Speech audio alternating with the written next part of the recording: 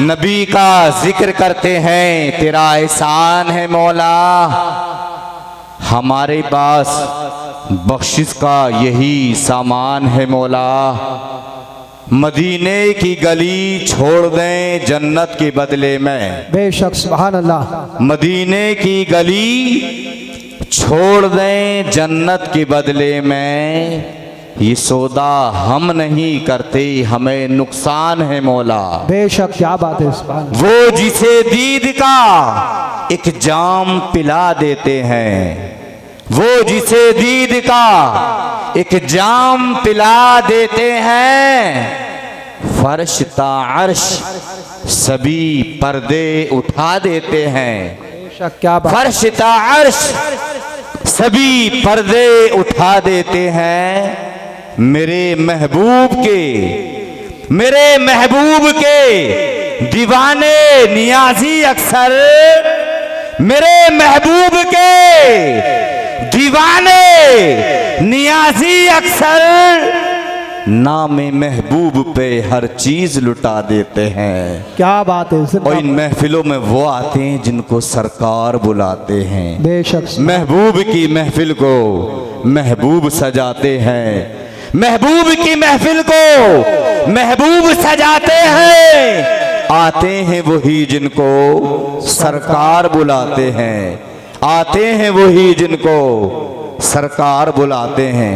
कुरान के 22वें पारे की एक आयत करीमा बहुत ही मशहूर और मुतारफ है।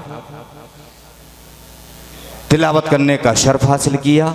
अल्लाह फरमाता है, इन्नल्लाह व मलाइकतहु युसल्लूना अलन नबी। बेशक अल्लाह और उसके फरिश्ते नबी पर दुरूदो सलाम भेजते हैं। या अय्युहल्लज़ीना आमनू सल्लू अलैहि वसल्लिमू तस्लीमा। क्या ईमान वालो, तुम भी अपने गैबदा नबी पर खूब खूब दुरूदो सलाम भेजो। इस आयत करीमा में अल्लाह ने और उसके बाद फरिश्तों ने नबी पर दुरूदो सलाम पढ़ा, दुरूदो सलाम भेजा। फिर ईमान वालों को हुक्म दिया, क्या ईमान वालों, तुम भी अपने नबी पर, हम नबी का कलमा पढ़ते हैं, नबी से मोहब्बत करते हैं, नबी के गुलाम हैं, नबी के इश्क में डूब कर हम जब मुस्तफ़ा पर दुरूद पाक पढ़ने की आदत बनाएं तो इंशाअल्लाह हमारी जिंदगियों में इनकलाब पैदा हो जाएगा।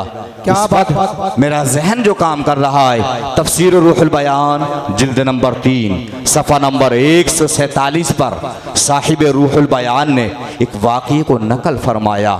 एक खातून थी, उसका एक ही बेटा था, इंतकाल कर गया। 2-4 बेटे हैं, अगर एक बेटे का इंतकाल हो जाए तो इंसान को सब्र होता है, दिल को सुकून मिलता है। 4 बेटे अल्लाह ने दिए थे, एक का इंतकाल हो गया है, 3 बाकी हैं। लेकिन जिस औरत का, जिस मर्द का, जिस इंसान का सिर्फ एक ही बेटा हो, वो इंतकाल कर जाए, भला पूछिए उसके दिल पर कितने जख्म और कितने दर्द और कितनी परेशानियों का वो वक्त, वो लम्हात, वो सातें गुजरी होगी। ये खातून ख्वाब में देख रही है कि बच्चा अजाब कब्र में मुब्तला है, कब्र में अजाब हो रहा है। अजीजा ने मिल्लत, यह औरत हैरान और परेशान इस्तेजाम में पड़ गई। एक ही बेटा, वो भी इंतकाल कर गया, अजाब कब्र में मुब्तला है। चंद अय्याम गुजरने के बाद, चंद दिन गुजरने के बाद ये खातून, ये औरत फिर ख्वाब में देख रही है कि बच्चा रहमत इलाही में मुस्तगरक है, डूबा हुआ है। जब इस औरत ने देखा कि चंद दिन पहले बच्चा अज़ाब कब्र में मुब्तला था और आज रहमतों की बारिश हो रही है, तो फिर ये औरत, ये खातून अपने बेटे से पूछती है, बेटा मुझे ये तो बता कि चंद दिन पहले तू अज़ाब कब्र में मुब्तला था और आज रहमतों की बारिश हो रही है। ये मामा मेरे समझ में नहीं आया, ये राज मेरे समझ से बाहर है, बेटा मुझे समझा आखिर वजह क्या है। तो वो बच्चा अपनी अम्मी जान को जो जवाब देता है वो सुनिए। वो बच्चा अर्ज करता है, अम्मी जान मर्रा रजुलन बिल मकबरा फसल्ला अला नबी व आदा सवाबा बिल अमवात। अम्मी जान, एक मर्द का, एक रजुल का, एक इंसान का हम लोगों के कब्रिस्तान से गुजर हुआ। उस गुजरने वाले ने नबी आखिर ज़मा पर दुरूद मुस्तफा पढ़ा और दुरूद मुस्तफा पढ़ने का सवाब हम मुर्दों के हवाले कर गया। परवरदिगार आलम ने दुरूद मुस्तफा की बरकत से अज़ाबे कब्र को उठा लिया और रहमतों की बारिश फरमा दी। बेशक नारे तकबीर, नारे रिसालत, नारे गौसियत, मसलके आला हजरत उर्से मुकद्दस उलमाए ले। और सुनिए, एक किताब का नाम है दलाइल खैरात। ये किताब हर खानकाह में बतौर वजीफा की पढ़ी जाती है। क्या बात, हर मज़ार पर, हर खानकाह में बुजुर्गों का ये मामूल और दस्तूर है। इस किताब को पढ़ा जाता है, विर्द किया जाता है, वजीफा किया जाता है, तब कहीं जाकर अल्लाह का कुर्ब हासिल किया जाता है, फिर जाकर के अल्लाह का वली बना करता है, अल्लाह का दोस्त बना करता है। इस किताब के लिखने वाले राइटर सबब तालीफ पर गुफ्तगू कर रहे हैं। आखिर मैंने इस किताब को क्यों लिखा, इस किताब को लिखने का सबब क्या था, आखिर इस किताब को लिखने की हाजत क्यों पेश आई। बयान फरमाते हैं, रात की तारीकी में सो रहा था, बिस्तर इस्तिराहत पर था, अचानक आंख खुली, बिस्तर से उठा और फिर सोचा कि वजू किया जाए, नमाज को पढ़ा जाए। अजीजा ने मिल्लत घर से बाहर निकले, कुएं के करीब गई, कुएं पर डोल और रस्सी को नहीं पाया, कुएं पर पानी निकालने का कोई जरिया नहीं पाया। ढूंढ रहे हैं, तलाश में हैं, जुस्तजू में हैं, कोई ऐसी शय, कोई ऐसी चीज मिल जाए जिसके जरिए कुएं का पानी निकाला जाए। वजू करना है, नमाज पढ़ना है। ये बुजुर्ग कुएं पर पानी निकालने का जरिया ढूंढ रहे हैं, डोल और रस्सी की तलाश में है, बाल्टी की तलाश में है। इस कुएं के करीब ही एक मकान था। एक छोटी सी बच्ची, कम उम्र बच्ची, कम सिन बच्ची खिड़की खोलकर इस मंजर को मुलाजा कर रही है। ये बुजुर्ग कोई चीज तलाश कर रही है। ये बच्ची मकान का दरवाजा खोलती है, ये बच्ची बाहर आती है, आकर के पूछा आप क्या तलाश कर रही है? तो इस बुजुर्ग ने कहा था, बेटा पानी निकालने का जरिया ढूंढ रहा हूँ, पानी निकालना है, वजू करना है, नमाज पढ़ना है। ये बच्ची कहती है, अच्छा आप ही की जात है जिनकी लोग इतनी तारीफ करते हैं, इतनी इबादत करने वाले हैं, इतनी रियाजत करने वाले हैं, इतनी तस्बीह और तहलील करने वाले हैं, इतनी इबादत और रियाजत करने वाले हैं, इतनी हमदो सना बयान करने वाले हैं, इतनी अल्लाह अल्लाह करने वाले हैं। इस बुजुर्ग ने फरमाया, बेटा ये बात बाद में करनी है, पहले हमारी जरूरत को पूरा किया जाए। ये बच्चे बुजुर्ग के हाथ को पकड़ लेती है, इरशाद फरमाती है, इतने बड़े बुजुर्ग होकर कुएं से पानी निकालने पर कादिर नहीं है, डोल और रस्सी का जरिया ढूंढ रहे हैं। पानी निकालने के लिए आप जो है एक वसीला तलाश कर रहे हैं। आइए देखिए कुएं का पानी आपके लिए कैसे आता है। ये बुजुर्ग इस बच्ची के हाथ के जरिए कुएं के करीब होते हैं। ये बच्ची अपने लबों को जुम्बिश देती है, ये बच्ची दुरूद मुस्तफा पढ़ती है और दुरूद मुस्तफा पढ़ने के बाद ये बच्ची कुएं में थूक देती है। बच्ची का कुएं में थूक ना हुआ, कुएं का पानी उबर कर बाहर आने लगा। ये बच्ची कहती, बाबा जान पानी आपके लिए आ रहा है, आप वुजू कीजिए, नमाज पढ़िए। अब तक का हाल ये था, ये बच्चे बुजुर्ग के हाथ को पकड़े हुए थे, लेकिन अब ये बुजुर्ग बच्ची के हाथ को पकड़ लेते हैं, इरशाद फरमाते हैं, बेटा इसमें राज क्या है, इसमें असरार और रमूज क्या है, इसमें हिकमत क्या है, इसमें बात क्या है कि तूने कुएं में थूक दिया और थूकने के सबब कुएं का पानी उबर करके बाहर आ गया। ये बच्ची कहती, बाबा जान मेरे पास कुछ नहीं है, मैं दुरूद मुस्तफा पढ़कर कुएं में थूक देते हो तो अल्लाह तबारक व तआला ने दुरूद मुस्तफा की बरकत से जुबान में ये तासीर और असर पैदा फरमा दिया है। तो दुरूद मुस्तफा पढ़कर कुएं में थूक देखते हो तो दुरूद मुस्तफा की बरकत से कुएं का पानी उभर करके बाहर आ जाता है। सुभान अल्लाह। नारे तकबीर, नारे रिसालत, नारे गौसियत, मसलके आला हजरत उर्से मुकद्दस उलमाए सुन्नत। अंदाजा लगाएं, एक छोटी सी बच्ची दुरूद मुस्तफ़ा पढ़कर जब कुएं में थूक देती है तो दुरूद मुस्तफ़ा पढ़ने की वजह से, दुरूद मुस्तफ़ा की बरकत से अल्लाह इस बच्ची की जुबान में ये तासीर और असर पैदा फरमा देता है कि कुआं का पानी उबर करके बाहर आने लगता है। तो फिर हम और आपकी जिम्मेदारी बनती है अपने बच्चों को, अपनी बेटियों को, अपनी भतीजियों को, अपनी भांजियों को, अपनी पोतियों को, अपने घर में रहने वाले एक एक बच्ची को दुरूद मुस्तफ़ा पढ़ने का जो है एक मामूल और एक वजीफा बताएं और एक वक्त मुतय्यन कर लें कि रात के सोने से पहले दुरूद मुस्तफ़ा पढ़ना है। उठेंगे तो दुरूद मुस्तफ़ा पढ़ेंगे, चलेंगे तो दुरूद मुस्तफ़ा पढ़ेंगे। दुरूद मुस्तफ़ा पढ़ने के हम और आप सब आदी हो गए। तो जिस तरह से उसकी जुबान में तासीर और असर अल्लाह ने पैदा फरमा दिया था, हम और आपकी जुबान में भी वो असर और तासीर पैदा हो जाएगी। बेशक सुभान अल्लाह जिंदाबाद। और सुनिए, थोड़ी बात खत्म कर रहा हूँ, टाइम मेरा हो रहा जो मुझे दिया गया है। नाज़िम भाई ने कहा था कि साहब 1 घंटे की तकरीब 20 मिनट बयान कर दें और 20 मिनट की चाहे तो 1 घंटे में फैला दें। क्या बात। तो इतने नादान तो नहीं, जो टाइम दिया गया उसका ख्याल रखेंगे।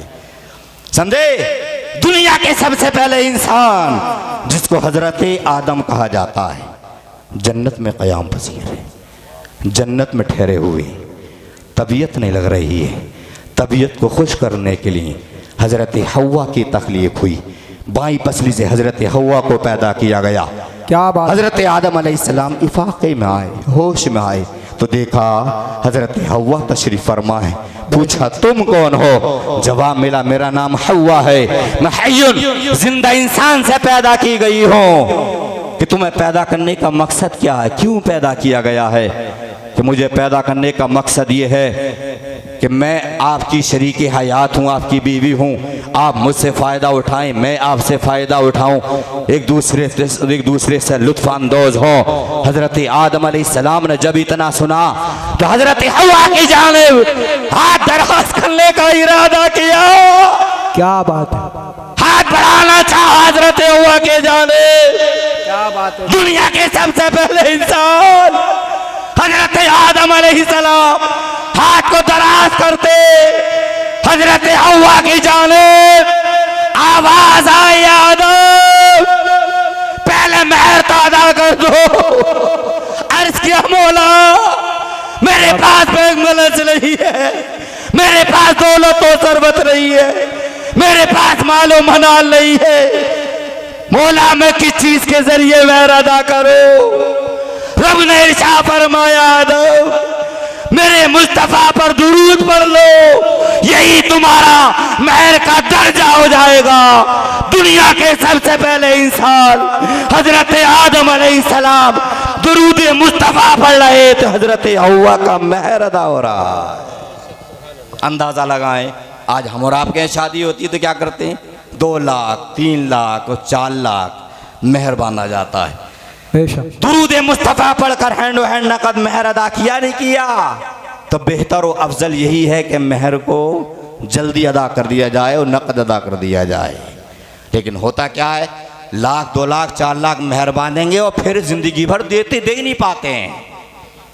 अजीज़ान मिल्लत, हज़रत आदम अलैहिस्सलाम जन्नत में क़याम पजीर हैं, जन्नत में ठहरे हुए हैं, लेकिन ख़ता इज्तिहादी के सबब, हुक्म उदूली के सबब जन्नती लिबास उतार दिया गया, बरहना हो गए, नंगे हो गए। अब जिस्म को छुपाने के लिए, जिस्म को पोशीदा करने के लिए ढूंढ रहे हैं, तलाश में हैं, जस्तुजू में हैं, कोई ऐसा जरिया मिल जाए कि जिसके जरिए जिस्म को छुपाया जाए। एक दरख्त के करीब गए, हाथ को बढ़ाया, चाहा कि पत्ते को तोड़ा जाए, पर्दापोशी की जाए, जिस्म को छुपाया जाए। जैसे ही दुनिया के सबसे पहले इंसान दरख्त की जानिब हाथ दराज करते हैं, ये दरख्त बुलंद हो गया, लंबा हो गया। क्या बात। पत्ता नहीं तोड़ पाए, दूसरे दरख्त के करीब गए, ये दरख्त भी बुलंद हो गया। जिस शजर, जिस पेड़ और जिस दरख्त के करीब जा रहे थे, वो दरख्त बुलंद होता चला जा रहा था। आखिर हैरान और परेशान कि जिस्म को छुपाना है, पर्दापोशी करना है, लेकिन कोई जरिया नहीं मिल पा रहा है। लेकिन कोशिश जारी रखी। मन जद्दा वजदा, जो कोशिश करता है वो पा लेता है। हजरत आदम अलैहिस्सलाम ने कोशिश जारी रखी और फिर एक दरख्त के और करीब गए। जैसे ही दरख्त के करीब गए, ये दरख्त नीचे की जानिब झुका। हजरत आदम अलैहिस्सलाम ने हाथ को बढ़ाया, पत्ते को पा लिया। जैसे ही पत्ते को पाया, पर्दापोशी कर लिया, जिस्म को छुपा लिया। तमाम दरख्तों ने रब की बारगाह में शिकवा किया, परवरदिगार आलम हुक्म हुदूली के सबब, खता इज्तिहादी के सबब हजरत आदम अलैहिस्सलाम का जन्नती लिबास उतार दिया गया था। लेकिन मौला तमाम दरख्तों ने आदम को पत्ता नहीं दिया है। लेकिन एक दरख्त ऐसा है कि उसने आदम को पत्ता दे दिया है। तब रब ने इस दरख्त से मुहासबा किया, इरशाद फरमाया, ऐ दरख्त तू ही बता कि तूने आदम अलैहिस्सलाम को पत्ता क्यों दे दिया है। जब इस दरख्त से रब ने मुहासबा किया तो ये दरख्त बोल उठा, परवरदिगार आलम, जब ये तेरा बंदा आदम अलैहिस्सलाम मेरे करीब आया था तो इसकी पेशानी में नूरे मुस्तफा था और इसके लबों पर दुरूद मुस्तफा था।